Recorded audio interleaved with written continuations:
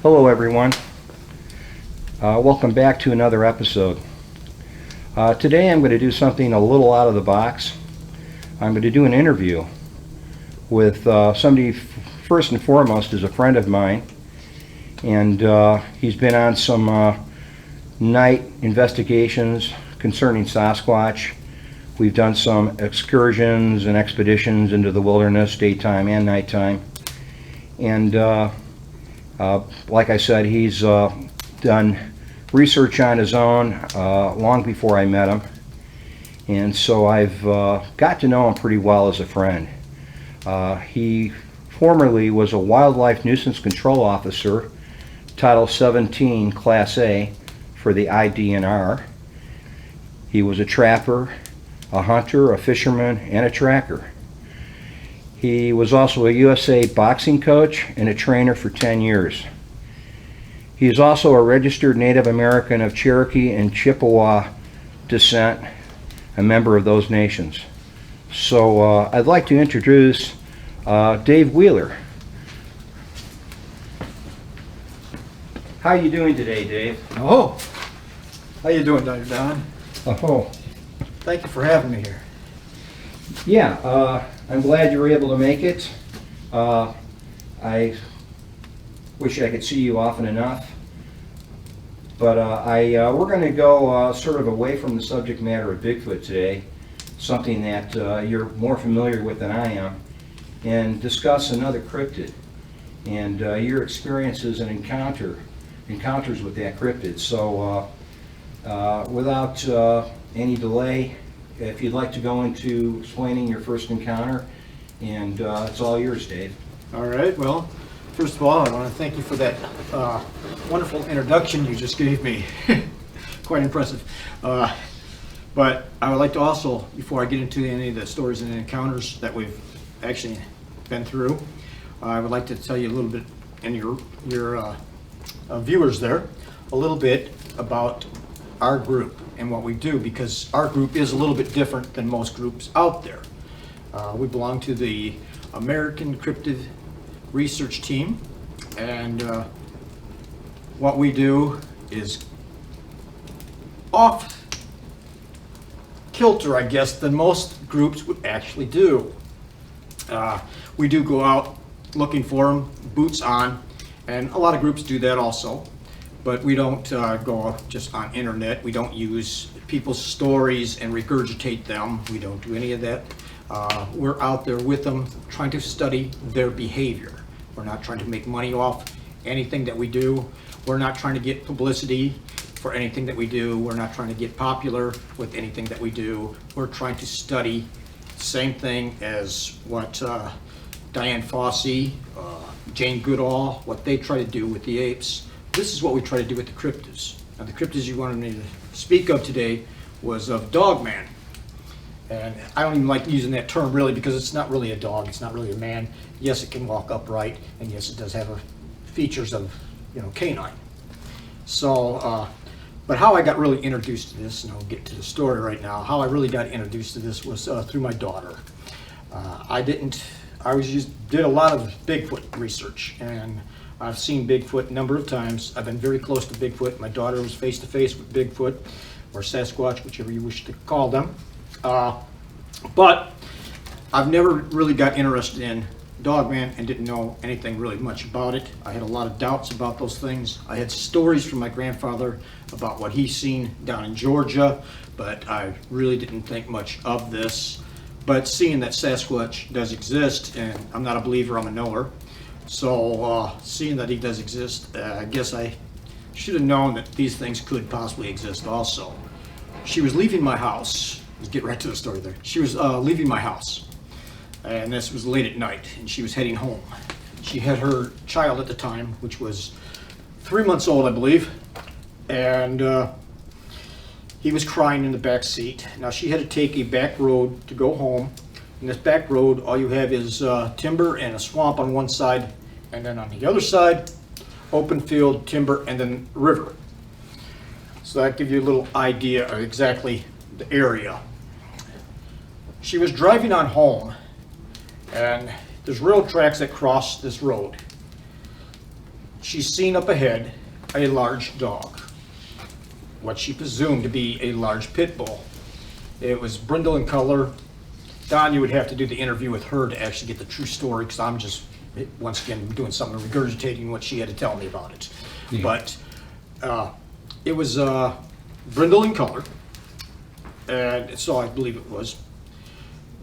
And it looked up at her as her child, my grandson, started crying.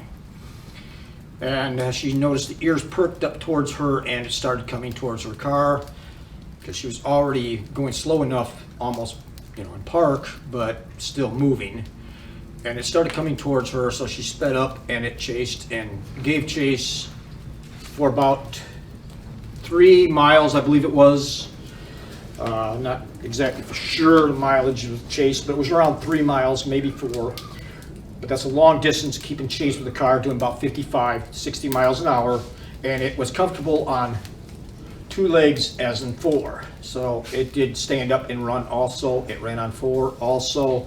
She called me up when she got home, wanted to know what this thing was.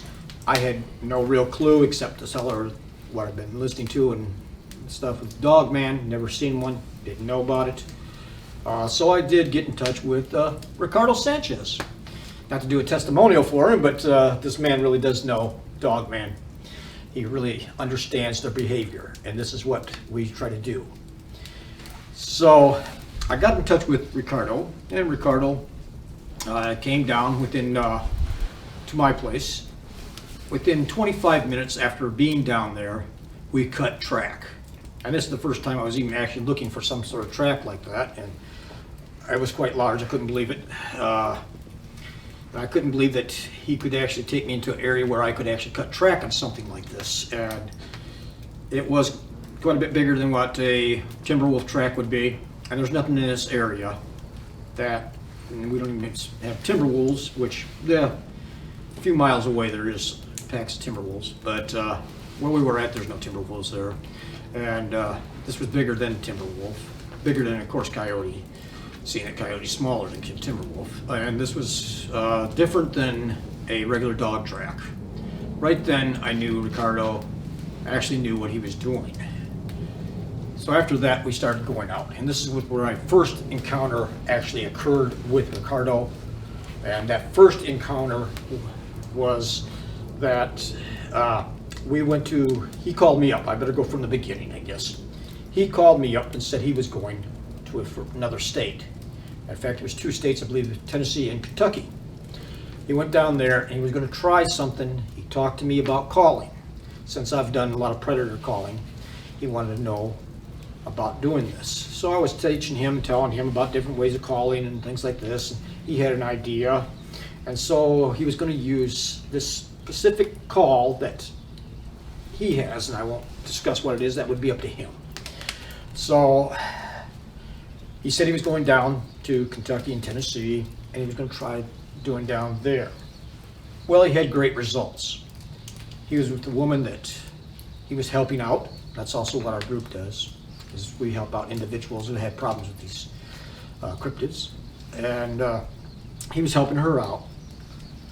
He made the calls, and each and every place, I'm not just talking about one county, he went to different parts of the state and made the calls and had results, great results. Well, he told me about that. I was impressed.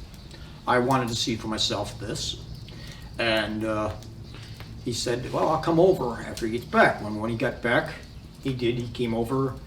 He said, do you have a couple spots there to go to? And we went to spots that has been Dogman activity. We pulled up to one, and we were still in the car, not like we usually do, going out in the woods at night. But we were still in the car at this time, and he had his dog with him. I didn't have my fox with me. But he had his dog with him. And the dog plays an important part in this. That's why I brought up the dog. We pulled up. He hooked it up to his Bluetooth and started calling. I got out with the dog, and the dog was on one side. Ricardo was on the other side. And I was just walking with the dog, seeing how the dog was responding. And just as the call was ending, me and the dog turned, just like synchronized swimming. Our heads turned exactly the same because I seen it and the dog seen it. Something ran across. I couldn't identify what that was. So it was about 2 minutes, I would say, later that we heard rustling going on in the Phragmites reeds and the cattails. And Ricardo called me on over there. His dog decides he wanted to go back to the car, which would have been a good idea for all of us at that point, I think. We did hear a growl. I got a question, Dave. Yes. Was this encounter, was this far from where we are at right now, location-wise? Not that far away, but we had another encounter not far from right here, right where we're at. Okay, so you're gonna flesh that out. Yeah. Okay. Yeah, I sure will. All right, so we heard the growling going on. It was an unfamiliar growl to me. It wasn't wolf, it wasn't coyote, it wasn't dog, but it was a deep growl. And so Ricardo was like, he had a big smile on his face. It's incredible. He said, it works. And we got back in the car, went to another location. We had growls in that location. We went to a third location that I myself wasn't really familiar with. I knew of the area. I said, let's try there. So we went to that area. He did it, and we had one of them that actually was running alongside, but we didn't see it. I didn't have my night vision. I had it on me. I had the night vision on me, but I didn't have it up. We were leaving at the time, and it just was inside the wood line, like following us outwards. We could hear it the whole time, window down. This was at the winter time. Windows were down. We could hear it actually going through the timber, following us out. 3 locations at that point. He proved to me that that worked. It really worked. Now, where I had my actual eyes on was at a 4th location we went to. We were all sitting in the car. The dog was in the back seat. I was in the passenger side. Ricardo was driving. Now, Ricardo put his Bluetooth up on top, let out the call. I started scanning on my left side to the passengers when, I had the window down because you can't see with night vision with the window up. I had that down. I was scanning around the field there, so I was expecting to see coyotes coming in.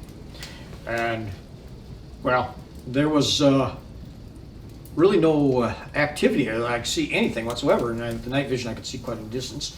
The dog wasn't responding or anything. Then all of a sudden Ricardo said, scan over here, my side. I just heard something. I said, all right, what you hear? And he goes, it's large. I just heard something, and it's right over this way. But of course he didn't have night vision, so he couldn't see. But I took the night vision, I started scanning. And as I was scanning, I was going, no, there's nothing there. And I scanned a little more, no, there's nothing there. I'm about leaning over the top of Ricardo. And I'll get to the reason why I said this. And so I'm leaning out, trying to, and no, there's nothing there. Ricardo, there's nothing here. And then as I turned some more, I seen it. It was quite large. I'm saying within 400 to 450 pounds anyway. It was sort of built almost in the shoulder areas, like a grizzly bear. It had a hump, and it was turned in a mannerism where I could not see the face, but it was staring right directly at me. The hump was here, arms out like this, very long, muscular arms, thick chest, thin in the body, almost like a greyhound. Big muscular legs in the back. Could not see the paws or hands. I am not sure if I've seen the tail or not, to be honest. I'm not sure about the tail. But it was turned looking at me, and it happened so fast. And as I seen it, I went, holy, for your viewers, I will not say that word, but we'll say shoot. Thank you. And I dropped the camera, night vision, on top of Ricardo, and I had to get it back up. And he started laughing. He goes, you seen it, you seen it. And I said, yeah, I seen it. I got back up, it was already gone. But that was the end of that one. Dave, I have a question. Yes. Your night vision, did it have recording capability? No, I'm sorry to say it did not. But I did an illustration of it. Yeah, I think I remember you sending it to me. If I can find it, I will put it up in this video.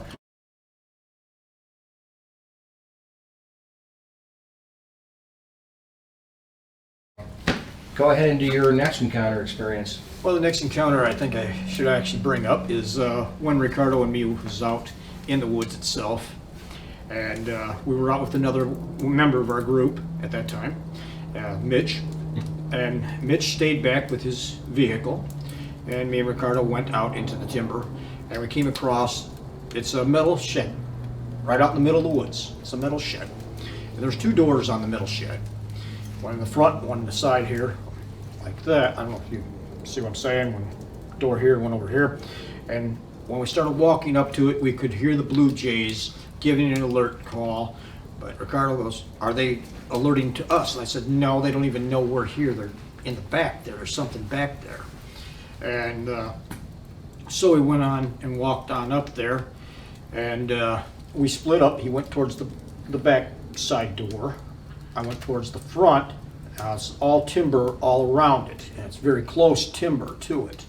And just as I started walking up there, I seen a flash.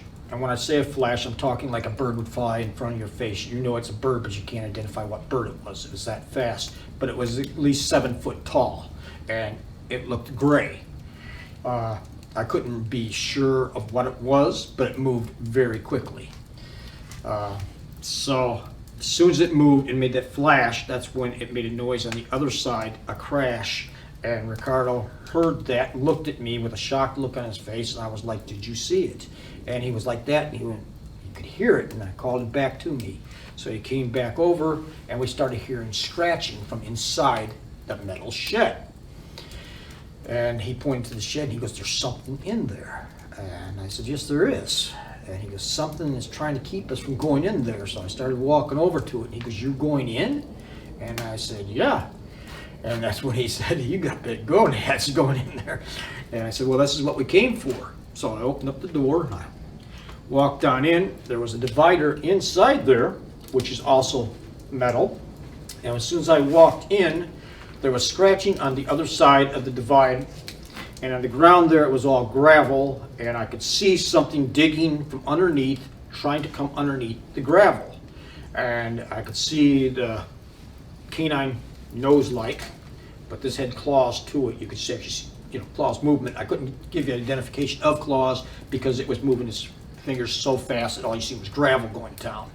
And it started, blowing because you seen them come out of the gravel.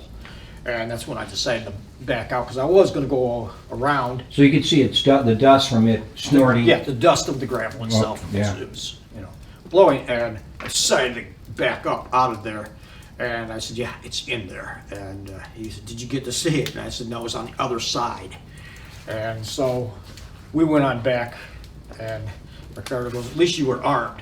And I said, "No, I left the gun back with Mitch." Oh boy. Yeah. Just to add a note, I do remember you taking me to that location. Yeah. And describing what happened, and strangely enough, that metal shed was locked at the time we returned. Yeah. And things seemed pretty interesting from my point of view. It was for mine too, because when we were there, it was unlocked, and then when we come back, it's locked. And so, I don't know. But when I actually seen what happened close by here, and that's the one that I really wanted to get to, was... And that's the one near where we're filming right now? Right now, yeah. Okay. Yes, indeed. And I will take you out there in a little bit. Okay. And so that, everyone out there viewing your YouTube channel can see the area for themselves and see where we were. Ricardo came down. He kicks himself all the time because he left all his stuff inside the car when we left. And it was going to be just a short little walk through there. Mm-hmm. It wasn't going to be anything to, do research on. Just an idea. Because he was getting ideas about movement. So you're just getting a feel of it? Basically. Saw him and me walked out there. And as we're walking out there, there was one certain spot, and I'll show you the area, if I can come exactly right where it was at, where I got a sick feeling, which I did. I got a sick feeling Ricardo started walking ahead of me, and then he stopped, turned around, he goes, "You all right?" And I said, "No," I said, my innards. I said, "They feel nauseated." And he goes, "You going to throw up?" And I said, "I don't know, it feels like it." But I said, "I don't know what's going on." And took a couple deep breaths so I wouldn't throw up, as you would do, you know. And I said, "No, let's go on." And I said, if I do, I do." So we walked on some more, and that feeling was gone after that. I felt fine. I was like, that was odd. I said, that was really odd. So we walked on, we found a print. I could not really identify what made this print. It was large. When I'm saying large, I believe we took measurements of it, but we took so many prints. We've got pictures of so many prints that we have seen, so many prints that we measured and everything. But I do believe this print was almost like, about 10 inches. Yeah. 10 inches in length? Yeah, in length. Yeah, and how wide approximately? Width would be about 4 inches, 4.5, I believe that was. I don't like to be quoted on that because I would have to look at notes for this. Yeah, that's not anything like any Bigfoot print I've ever seen. No, this. I mean, just from the size you're Right. giving me, the size estimate. Yeah, this was different, and so we turned around and started walking back. He was like, "Well, we found a print. But it was not identifiable print of what it could have been, but we found one." And so we started walking back, and he said, "I want to head out into the swamp there." And I said, "All right." I said, "I'm not going to venture all the way back down there. I'll stay up here in that levee."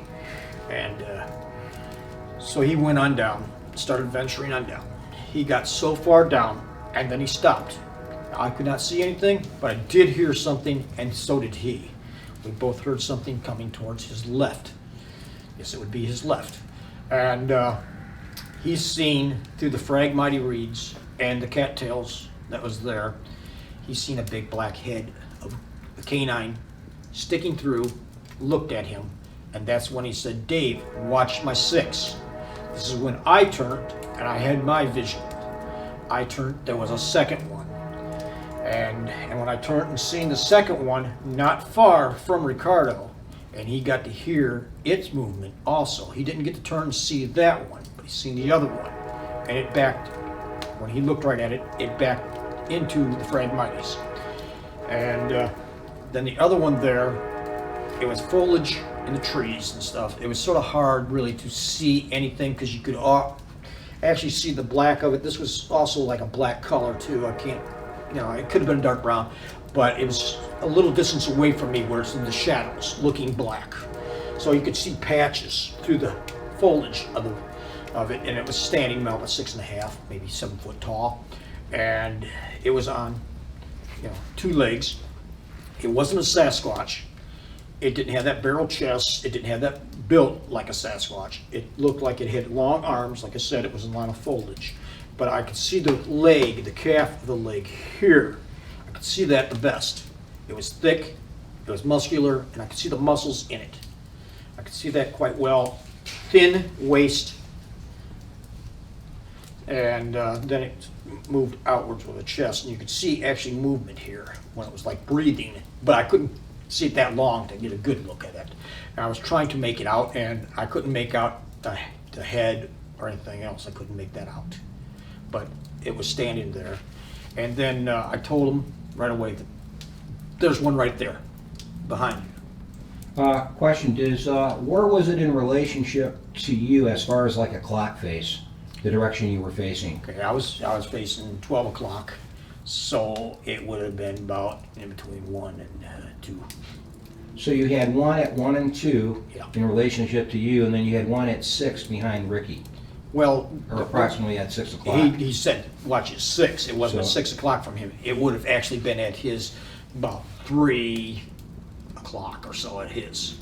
Oh, so He you was were facing the same about direction I was, and then he turned this way and seen that one. And when he turned that way, then it would have been at his 6. So you had them almost 2 individuals, each on either side of both of you, approximately. Well, they were both on Yeah. each side of Ricardo. Right. I was away from them. So they were both on, there was 2 of them, they were both on either side of Ricardo. I was in the back. So Yeah, but it seems like they had a good beat on you, though. At least the one at the one, it was on 1 o'clock, 2 1 o'clock. o'clock, 2 o'clock. Yeah, had a good that beat one on there you. had a good beat on me. And when Ricardo backed up, because I called him back, and he backed up to me, and he said, my walking stick, which I always walk with, and he said, might have made them feel like I was armed. That's why they were watching me and leaving him alone. So He wasn't a threat, apparently, to he them. wasn't a threat to them.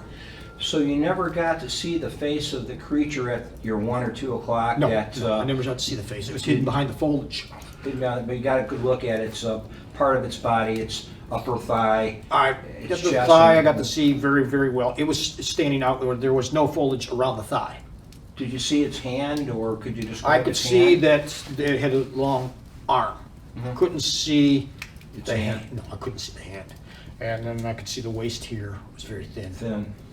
And then you could see it going up, and then there was a lot of foliage through the chest area, and then towards the head area. Any noises associated with this one creature that you saw? Yeah, he made a noise. Yeah, not verbally. He made a noise with snapping a twig. That's the only noise I really got from him. And he was gone about as fast as it's just like he moved right back into shadows. It almost sounds like he was trying to get your attention with the twig snap. This is what Ricardo thought, that it was trying to get our attention. Both of them, for some reason, was trying to get our attention. And this is what Ricardo was thinking on, that they were guarding a den area, and this would let us to go into the other place. A den that with- you were with when we Yes. A den with supposedly pups. were. Right. Okay. Right. Very interesting. Do you have anything else to add? Well, I'd like to, take you out there Okay. and show you the location and that. Yeah, I figured what precipitated our trip to the island was this final encounter you described with Ricky. So Yeah. I definitely would like you to take me out to that location. Be glad to. Be glad Well, to. thank So you. that the listeners here could actually see the area too. Well, thank you. I hope.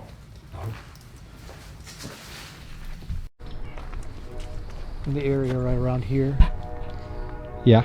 up further, and I'll take you on up there. But this is the area right through here is where we had the encounter. And as you can see within the whole area here, how thick it really is.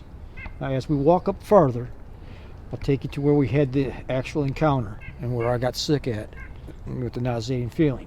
Okay, All right? so you're saying that's the area back there? Back there, yeah. Right I'm gonna back in that zoom on it.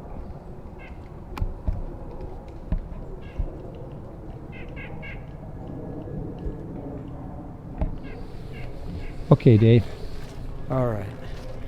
So this is about the area where you started getting sick at. Where No, we're at right up now. here. A little further up. Yeah, further up.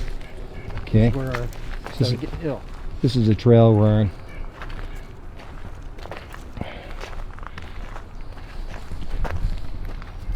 Here is about where I was getting that nauseating feeling, where I started feeling sick. Ricardo walked straight on down this direction, and as you can see, if you scan over here, you could see the phragmite reeds at the edge of the timber there. That's where he was at, where you see a deadfall coming across here, the bottom there. Yeah. Okay, there's the phragmites. This is where he's seen the face at. Okay, I'm gonna zoom on where you saw the face at. Right over that direction. Yeah, right about. I see where you're pointing. Yeah, right around that direction there. That's in the phragmites where the weeds begin on the other side of the tree line. Exactly. So about right there is where he saw the face. Of a dogman. He got to see it was black, and he got to see the face of it. Now, if we go across past the tree here, and I'll show you where I seen the one standing up.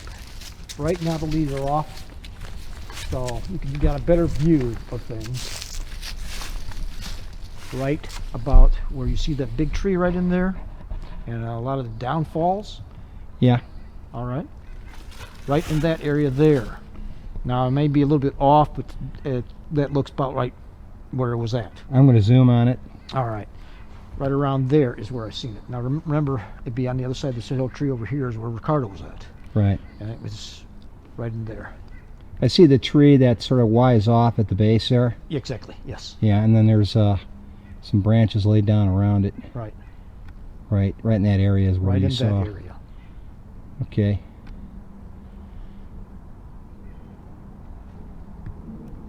And then Yeah, I farther- imagine it's pretty thick there during the warmer months. There's it sort does of a little get, bushwhacking to get in there. yeah, it does get quite thick back in that area. And then Ricardo was thinking that beyond the Phragmites, there's the waterway and then that island over that way, and he was thinking this is where that would be a den. Yeah, the island is beyond those trees, folks. And then there's a sound or a separation. Part of the river goes between the island and this mainland section we're standing on back here. So this was the area here.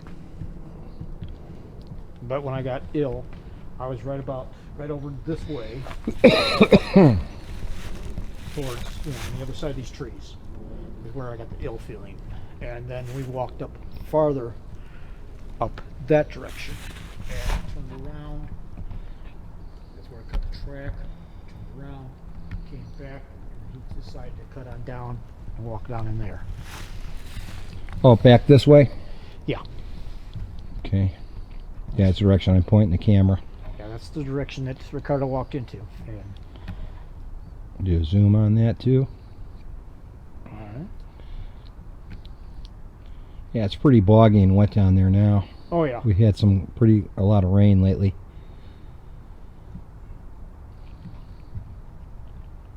And it's a lot colder now than what it was when we were here. I'll zoom back out.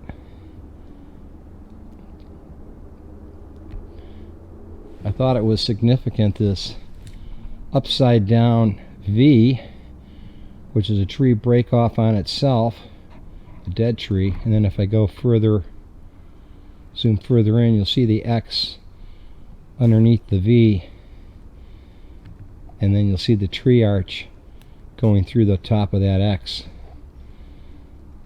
But that's the direction. If you see through all those trees, on the other side you'll see the tall weeds Dave refers to as a Phragmites. Yeah, there's a Phragmites back there. There's some cattails. There's some. Yeah, it's a lot of deadfall, but there's a lot of I don't know, strange possible tree manipulations going on here too. I'm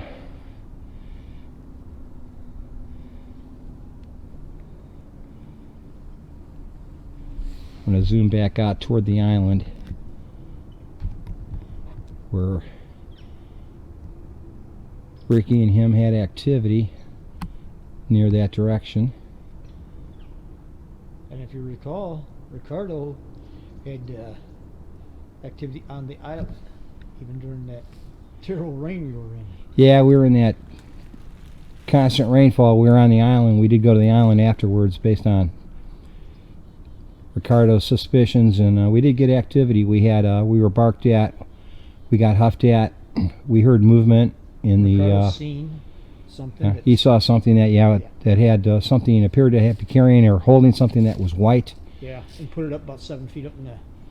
Yeah, he found feathers that were up in the foliage in the trees and even on the ground, so we're suspecting that they were on the island when we were there when it was raining.